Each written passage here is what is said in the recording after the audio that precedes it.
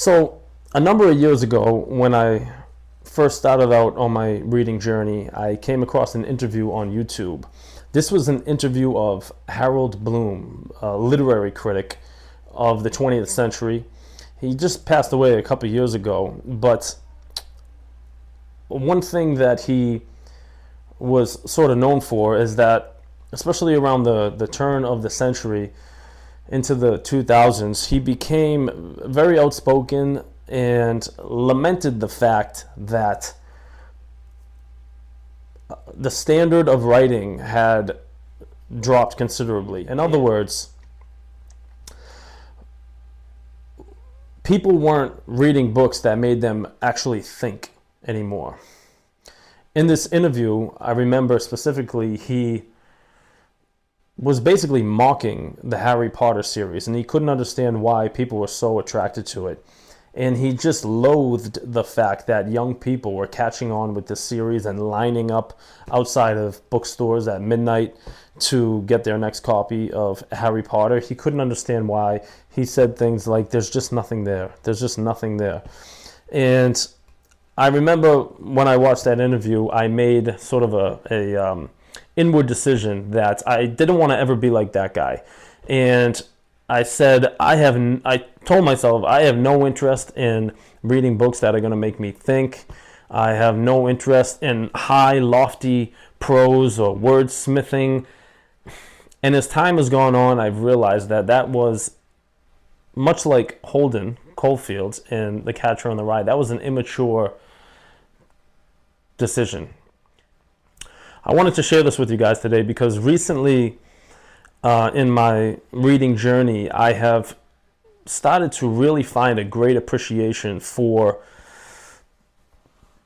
deep allegory within novels and the dedication to prose. I never thought that I would get there, but I'm here now.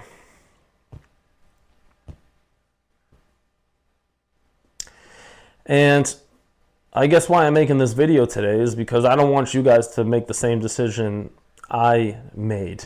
I think it's a completely noble pursuit to want to just read for entertainment and to substitute a negative form of entertainment like scrolling all day on social media, substituting that with reading. That's very good. That's what this channel is all about. But I do think it's important too to read books that make us think, and it can be very beneficial to us as readers. For instance, another novel here that's to my left, Fahrenheit 451 by Ray Bradbury.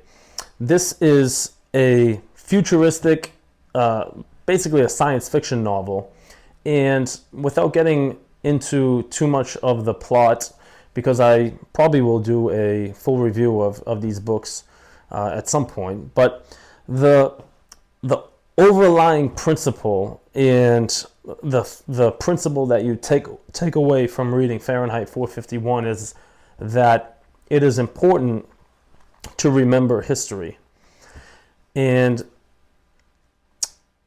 it's beneficial to human beings to remember where we came from. You know, there's a proverb in the Bible that I really love. It says, "Do not desecrate the landmarks that your fathers set before you." And I think, all in all, I don't know if we're desecrating landmarks all that much, although we have seen that, but we are especially not taking an interest in where we came from as a people. And the story of Fahrenheit 451 is that they're in a society where that has actually happened, where they have removed all previous information, all previous art forms, and people have no recollection of the past, and all they care about, they just live in a society where all they care about is happiness and stimulating the mind, constant stimulation. And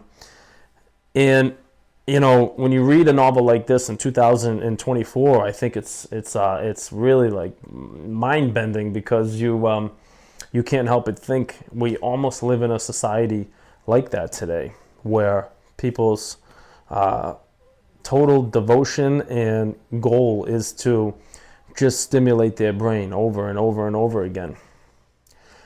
Don't get me wrong, I still read for the primary purpose of entertaining myself. I want to substitute reading and entertaining myself through fiction.